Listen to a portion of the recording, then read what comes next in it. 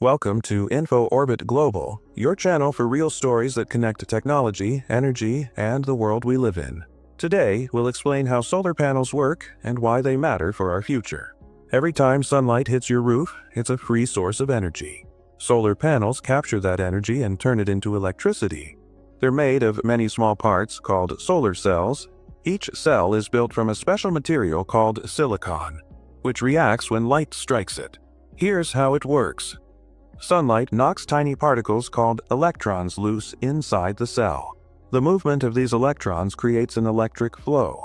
That flow is called direct current or DC. But homes and businesses use alternating current or AC. So, an inverter connected to the solar panels converts DC into AC power that you can use for lights, fans, and appliances. If your solar panels make more power than you need, the extra electricity can go into storage batteries or back into the local power grid. In many countries, you even earn credits or payments for the extra power you send back. Solar panels don't need fuel or moving parts. They work silently, need little maintenance, and don't release harmful gases. Even on cloudy days, they still generate some power. Over time, they help lower bills and reduce pollution.